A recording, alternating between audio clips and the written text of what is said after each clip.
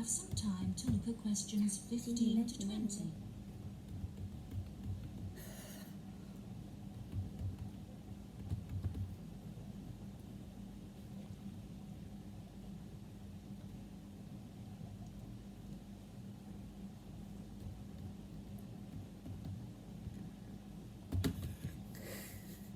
Now listen and answer questions 15 to 20.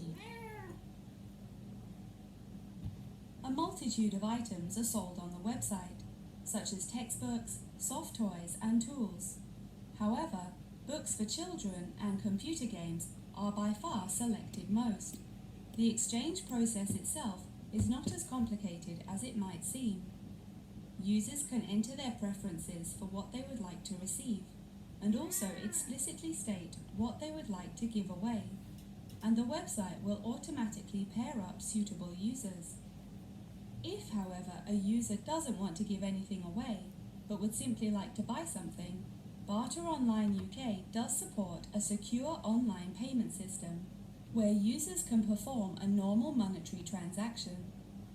Despite this, the founding group strongly discourages the use of the online payment system, clearly stating that this goes against the intended ethos of the company. Although bartering is an age-old process, many of the website's users are unsure how to decide which of their own items to exchange. It often helps to order items by popularity, using the filter button provided.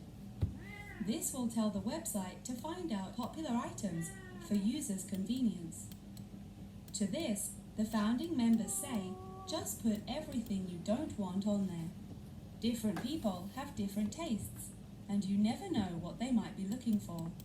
In order to aid registered users in their exchanges and to provide them with assurance, the founders recently added a new feature whereby on completion of an exchange, users will be encouraged to provide each other with feedback.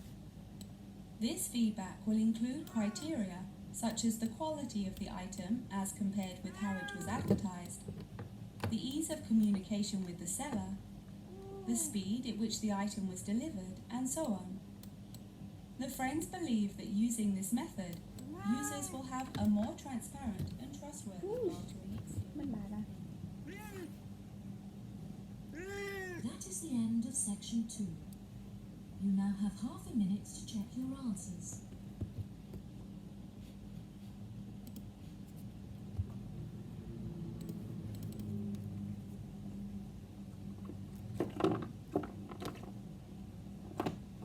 Section 3. You will hear Tom and Danny, two students, talking with their professor about the assignment. First, you have some time to look at questions 21 to 26. Gì đâu anh mèo?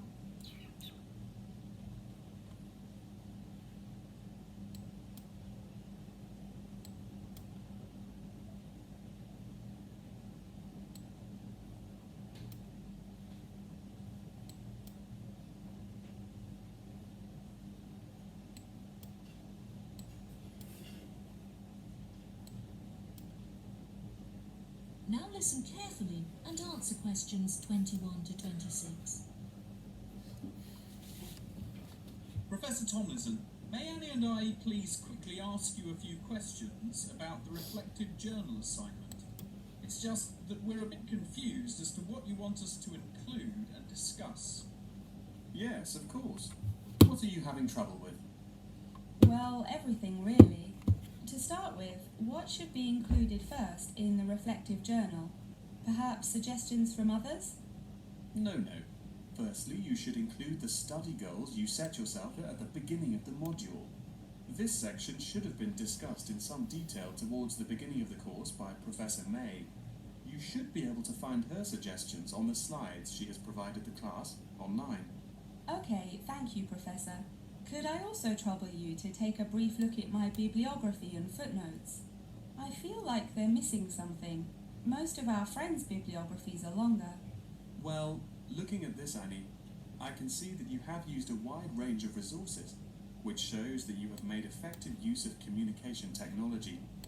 As far as I can tell, You need not make any changes to this, although you might want to double check that your referencing complies with the Harvard referencing style regulations. Oh, I'm very surprised you've said that. Thank you. Now I can set my mind at ease. Tom, you said you wanted to ask the professor about the achievements section? Ah, yes, Professor. In the assignment guidelines, we're asked to introduce and elaborate on our biggest achievement in the past, saying which skills we learned in the process and how these skills can be transferred to various different future careers.